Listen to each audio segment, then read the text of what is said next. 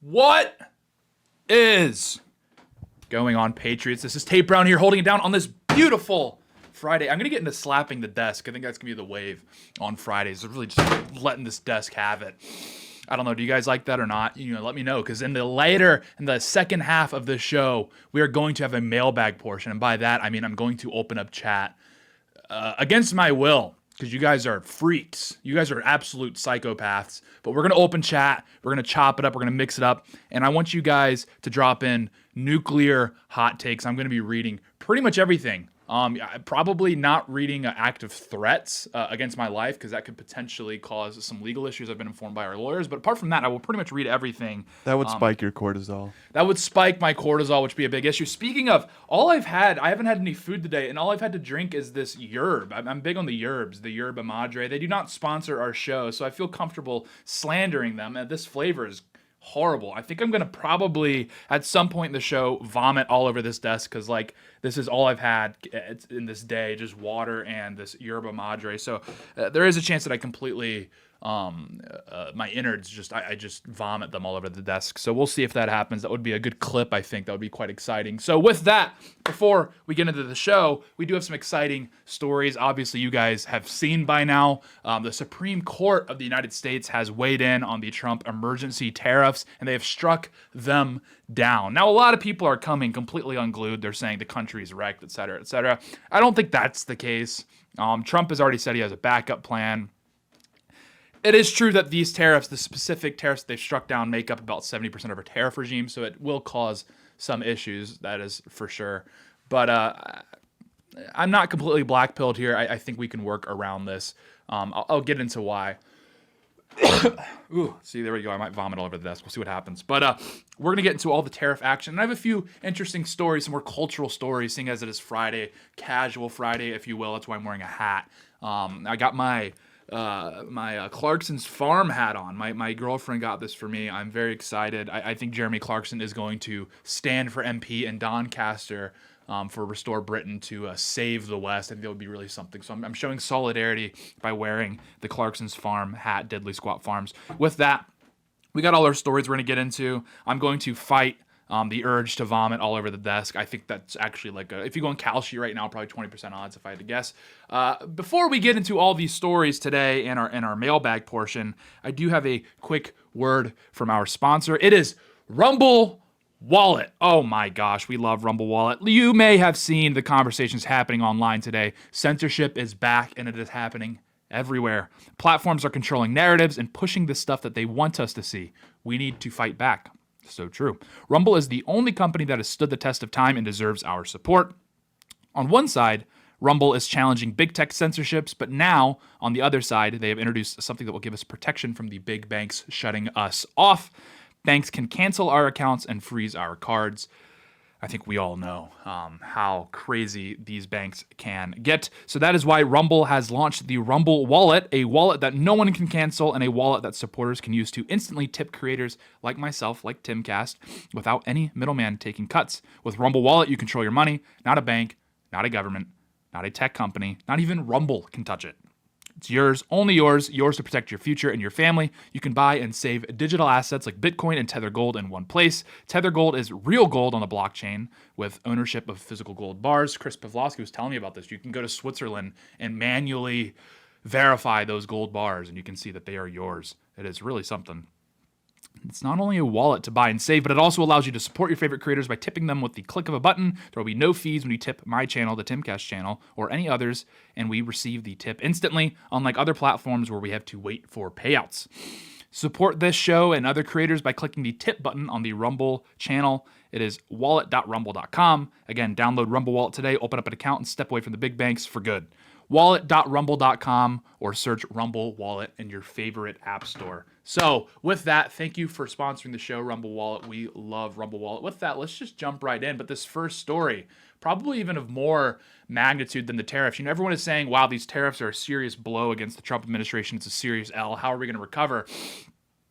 That's not the L I'm concerned about. I'm really terrified by this.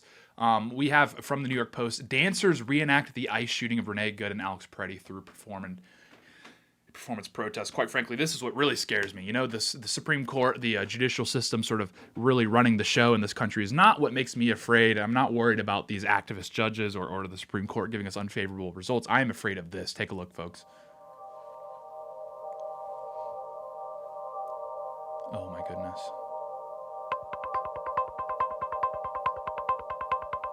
Oh wow. Oh no. Oh wow, look at this.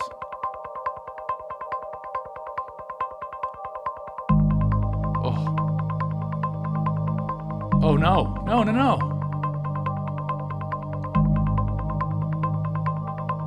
Wow, this is powerful. This really is powerful. Oh no. She's down. Oh no, protests are down. Now she's being ascended, I presume hoisted into the heavens. It's a bold claim from these protesters. Now they've taken the tires, so I presume this is reenacting Detroit. Oh my gosh. Oh no, this is the Alex Party. So as you can see here, this is in our nation's capital. Obviously, as you saw, this was taking place outside of the Kennedy Center. This has to strike fear into the heart of the Trump administration, strike fear into the heart of patriots everywhere. The performative dances have begun. I didn't think the left would go there. They've been terrorizing conservatives, political violence, lawfare. We've seen all sorts of things. The Biden administration, the evil actions that they conducted. But quite frankly, this is crossing the line, I would say. This is really a petrifying situation. They have engaged in a performative dance protest. And I have to say, I'm really nervous. I don't know about you guys in the audience. Again, like I said, we've withstood a lot, and I'm not afraid. I'm really not afraid of all these threats made against us and these sorts of things. Again, I'm not afraid. I'm willing to stand for what I believe in. I'm willing to die, quite frankly, for this country, for my beliefs. But this really is absolutely petrifying, quite frankly. I was shaking like a Parkinson's victim. I'm absolutely terrified of this, and we really need the DOJ to act swiftly here because, quite frankly, this can't go on, these performative dances. I mean, this is going to sway even the most loyal of Trump supporters, even the most loyal plan trusters, I think, might see this, and they might be swayed over to the left. Really petrifying stuff. So with that, I wanted to reemphasize that this is truly what's important. This is truly what we need to be worried about as MAGA supporters, as Trump supporters, or anyone just concerned with the country at large. And something not as important as the Supreme Court's decision today. It's whatever compared to the performative protest. Okay, what, a bunch of people in robes made a decision on what Trump can do? Okay, big whoop. All that to be said, this is quite a serious situation. So the SCOTUS ruled against President Trump's tariffs today. Again, is it an incorrect decision? Okay, who knows? Neither here nor there. There's fairly interesting here. So this is from America First Insight. This is the commentary they put together. It was a 6-3 ruling. SCOTUS struck down the Trump tariffs. They struck down a portion of the Trump tariffs. So the Trump tariffs that he implemented using emergency action, that is what they struck down. Again, this makes up about 70% of the tariffs. I will open up the stats here real quick just to really hone in on this. So 70% of new tariff value was under the IEEPA, which is, again, like emergency tariffs. This is what you see, the 10% universal tariff, and then the country-specific tariffs, like the 25 to 35% that we saw in Canada and Mexico, the 30% we saw in China. There's two other sections of tariffs that are unaffected by this ruling, which is Section 232, which is sector specific. So that would be like 50% tariffs on steel, aluminum, copper imports, 25% on auto parts. The other one, Section 301, which is continued China tariffs. That's about 10% of the remaining tariffs. That's also not affected by this SCOTUS ruling. This affects entirely the IEEPA, which is the emergency tariffs. So this is from America First Insight. This is the commentary they put. This is a great account. Actually, I need to be following what's going on here. Embarrassing. I'm not following them. I am now. This marks the first major legal defeat for the Trump administration, but it also is certainly not the end of tariffs. I think this is absolutely correct. As with the Biden administration's student loan forgiveness, the policy can be re-implemented with a slightly different legal basis and probably go through the whole song and dance again. SCOTUS did not touch the idea of refunds for tariffs. So if you look here, here's the 6-3 decision. Obviously, these people are useless, Gorsuch and Barrett. I mean, Roberts, at this point, we know he's a liberal. he has no teeth, these sorts of things. That's not surprising. But again, every time you see Gorsuch and Barrett switch sides here, is really offensive. It really is, and it's just like, what's the point? I mean, Kavanaugh, for what it's worth, he's received a lot of ire over the years, but fair enough. He has voted to keep tariffs, and if you go and I think it's worth reading Kavanaugh's dissent that he wrote on this decision. Is he basically lays this out. What America First Insights is saying here is they're saying this decision is not the end of tariffs by any stretch. And Kavanaugh actually lays out the other avenues that Trump can do to, again, re-implement these tariffs, but in a legal manner. Let me find it here. I had it. And I had it in the stack. I don't know what happened to it. But that's effectively what Kavanaugh is doing. Kavanaugh is just laying out, just re-implement these. You can re-implement these, sign the dotted line on a few different forms, and we should be able to re-implement these tariffs. It is really not the end of the world. Some people are engagement farming on Twitter today, and they're coming out and saying the country is ruined, et cetera, et cetera. The tariff regime is over. This is like the end of our economic policy. That is really just not the case. Again, Trump himself said here, this is good. Kellen put this in the stack. Trump were brutally law-mogged by SCOTUS for tariff maxing, a decision that is sure to spike the White House's cortisol. While this is true and it's in jest, Trump has already said here he has a backup plan for tariffs after the Supreme Court ruled his tariffs to be illegal. Again, his entire team has anticipated that this would happen. So, again, they have the wherewithal. This could take a few months, certainly, to reestablish these tariffs, but I am not terribly worried. Also, if you look in the ruling, they don't actually address, people are saying, well, Trump's going to have to pay back, all the money that was extracted using these tariffs. Again, the Supreme Court didn't really touch that. The Supreme Court didn't seem to be terribly worried about it. You can see here, this is in the ruling. The United States Supreme Court has stated that refunding billions from Trump's illegal tariffs collection is likely to be a mess, but may be required. To me, that is the kind of language that indicates that they just don't actually know how to even possibly handle that. Matt Forney puts great commentary here. In other words, Trump is just going to ignore the ruling because it's impossible to comply. This is the language courts use when they want to sound tough, but they know they have no enforcement power. This is the strategy the left uses. MAGA wins again. This is true because, again, tariff collection is likely to be a mess, but may be required. Okay, what is that going to look like? They don't actually outline that. They don't actually outline how that would be implemented, how that would work, why that would be needed, these sorts of things. So I really don't think this is the doomsday scenario like the people are saying. I don't see the sense in dooming right now. Rand Paul here, for what it's worth, he puts this statement out. And I think this is a weak statement. In our defense of the Republic, the Supreme Court struck down using emergency powers to enact taxes.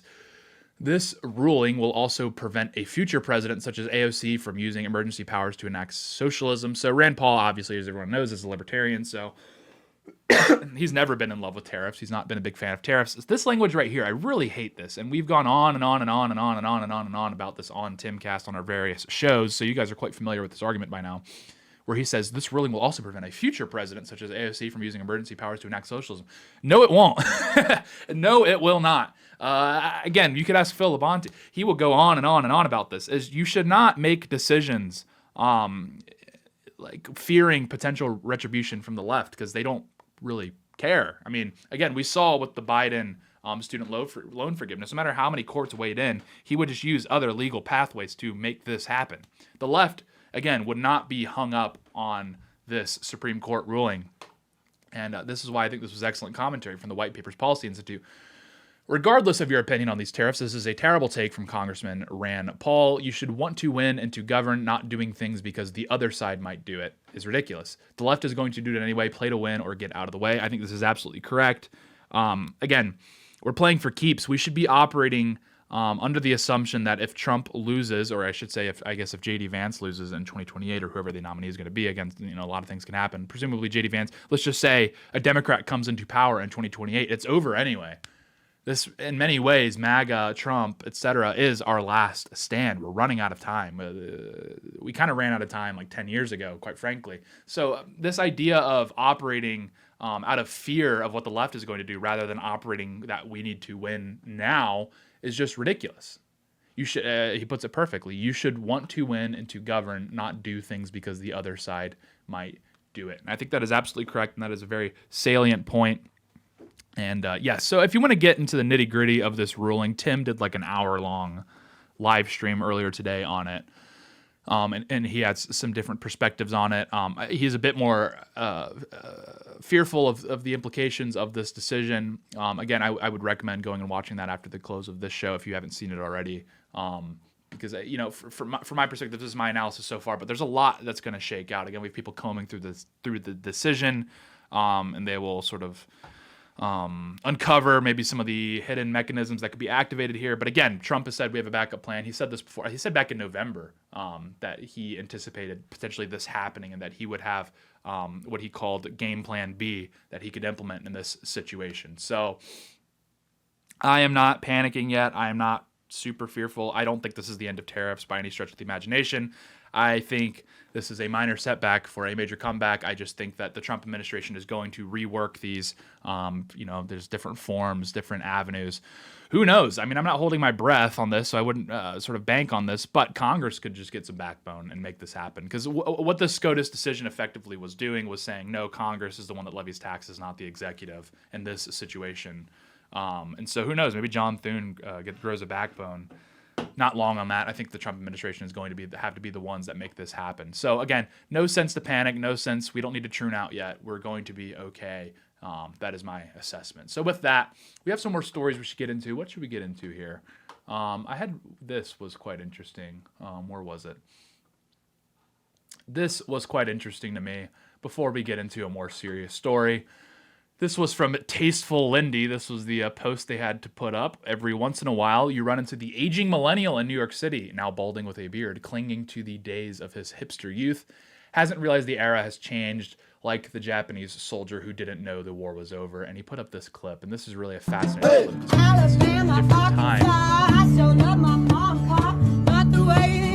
this granola hipster kind of vibe. This was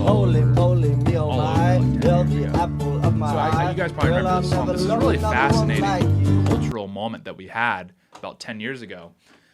And what's interesting about this, again, it's Friday, so we're kind of coming in more with the cultural stories here, is from my perspective, from my analysis, this sort of, hipster granola culture, whatever you want to call it, that was like the last explicitly Anglo cultural movement that we had in the United States. Correct me if I'm wrong, but this really seems this was like the last distinctly, unmistakably Anglo white sort of cultural moment that we had in the United States was this hipster millennial thing that happened. And so it's kind of interesting because a lot of people are kind of coming back and dunking on this. They're saying, oh, this is so cringe, et cetera, et cetera. And sure, it's dated. But there's something to be said about the fact that these cultural movements that we have now are sort of are not here's a good example, country music now. Country music is the culture that I think a lot of white Americans are rallying around. They kind of feel like this is something that's sturdy that can sort of preserve them, these sorts of things. But when you listen to it, there's a lot of other elements that are sort of blended in. Like the biggest country act right now is Morgan Wallen by far, just by streaming numbers alone. But if you listen to Morgan Wallen music, it has the hip hop style hi-hats. There's rap verses on the song. So there's a lot of infusion of black culture in country music today. And so I think it's interesting that this sort of culture, this sort of, I guess, aesthetic, for lack of a better word, receives so much vitriol because, again, this kind of seemed like the last sort of explicitly English, white cultural movement that we had in the United States.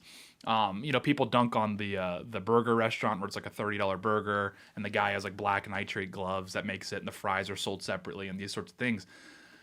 But, you're going to kind of miss it when it's gone, I think. And it already is kind of gone. So that was kind of my analysis of that. Wanted that to be said. I wanted to defend the hipsters a little bit. I think it's kind of sad to see that it's gone. So with that, Kellen just put up an update here, which is quite interesting. President Trump will hold a press briefing on the Supreme Court tariff decision at 12:45 p.m. Eastern time. So maybe we jump to that at a certain point. We'll do mailbag for a little bit and then jump to that. They're late a lot, but if we get it, we'll pull it up. Yeah, so maybe we go to mailbag early. I don't know. Let's see. I have one more story here, a few more posts here that I think we can get to. This is, again, why I I don't think now is the time to panic right now in regards to the performance of the Trump administration. This was a really good report put together by the White Papers Policy Institute. Well, it's by the Niskanen, I think is how you say it, the Niskanen Center, and they were providing their commentary on it. This is quite interesting. This is a white pill coming from the Trump administration.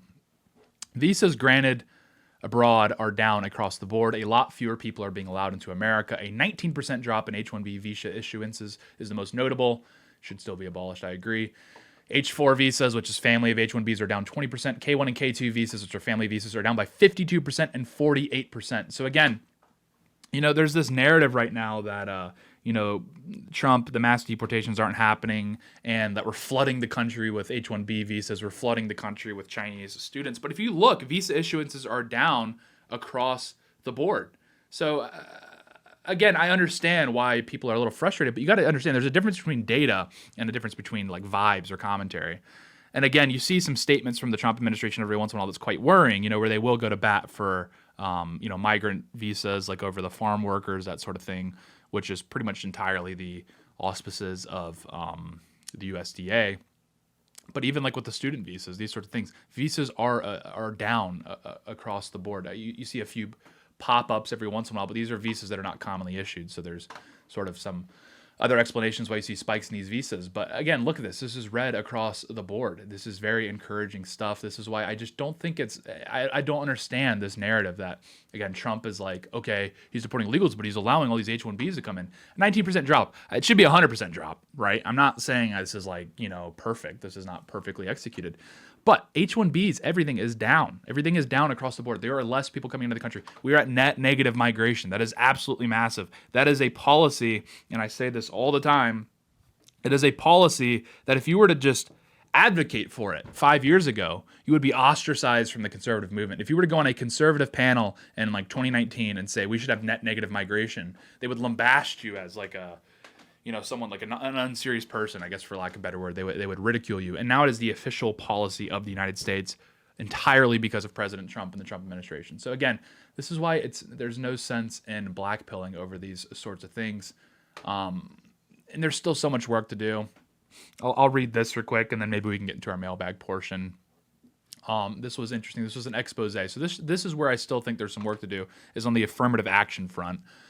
Helen Andrews put together a really good report here. Harvard did not stop discriminating by race. This is what she wrote. It simply stopped doing so against Asian. Affirmative action continues, but now it is entirely at the expense of one race instead of two. So again, everyone was popping the champagne over the Harvard ruling, and they were saying it was the end of affirmative action. Affirmative action is dead, but that was premature. So I want to read here. This was a snippet from Helen Andrews' piece in the Compact magazine. Since the ruling was issued, the share of Asians in Harvard's freshman class has gone up from 26% of the class of 2025 to 41% of the class of 2029, but the share of whites has gone down. White students were 47% of freshmen in the class of 2025 and approximately 31% of the classes of 2028 and 2029. Harvard published percentages for every race, but white for those years, and 8% of each class reported no race, making the white share a matter of inference. Black and Latino shares have stayed roughly the same with small fluctuations. So Harvard did not stop discriminating by race. It simply stopped doing so against Asians. Affirmative action still continues. So this was interesting. I'll just go back to White Papers Policy Institute. They've been doing fantastic work. And hopefully we'll get their spokesperson on soon because they're doing incredible work here. Harvard was so upset when told that they could not racially discriminate that they decided to be more vindictive and racially discriminate, but only against white Americans. They dropped admissions of whites by 60%. Their own data shows in a merit system, whites would be 50% of freshmen. Again, that is the important number here. Their own data shows that if they had a pure meritocracy, whites would be 50% of their freshmen. Right now, they're like 31%, I believe, is what the data, the number was from Helen Andrews. So this is really shocking stuff. This is why, so I agree, on the visa front, things are moving in the right direction, but there's still so much work that the DOJ specifically needs to be doing and holding these universities accountable. You could say, well, it's Harvard. We shouldn't even be going. We should let this school die. But the reality is, I think Elon Musk demonstrated this very well when he took over X, is some institutions can't be replaced. or displaced rather. Some institutions cannot be displaced. Okay, that is just the reality of the situation. It's unfortunate. You cannot build another Harvard. That's just the reality of the situation. I wish it wasn't the case. This is not. I'm not happy to say that, but you cannot build another Harvard. You cannot replace Harvard. Harvard is Harvard. Yale is Yale. And if we are truly trying to restore the country, we should be trying to restore our great institutions. And Harvard and Yale are great institutions, historically speaking. They are the elite institutions of the United States. And again, we're not going to not have an elite. Every country, every society in human history has an elite class. The goal should be replacing the elite, right? We should be putting our people into the elite class and taking out their people from the elite class. How do you do that? That's a big part of it, is taking back institutions like Harvard. And so when you see open discrimination like this and nothing is, Harvard literally had a SCOTUS ruling go against them and they do not react. They're still discriminating more viciously, quite frankly, towards white Americans. This is where you need to concentrate fire. This is why I said Elon Musk demonstrated this very well, is I think it became quite obvious. We tried to launch, as conservatives, all these different alternatives to Twitter. But we realized Twitter is Twitter. You're not going to replace Twitter. They've built up the infrastructure. It is where people go. It is the public square. Elon bought Twitter and just took it back. He restored that institution and it made it something that would be viable for conservatives. Everyone got unbanned, these sorts of things. So again, Elon Musk has demonstrated the only pathway forward, the only pathway to victory is restoring these institutions. We just can't. Some institutions we can't rebuild. Maybe your local private school you could displace, but Harvard is Harvard. We're not getting rid of Harvard anytime soon. So I think it's a very salient point that this needs to be more concentrated fire on. Again, the DOJ specifically. I'm sure they are, have some sort of plan together, but this is the type of stuff that you really need to send a message on because this is the elite. We're talking about the composition of the elite in the United States.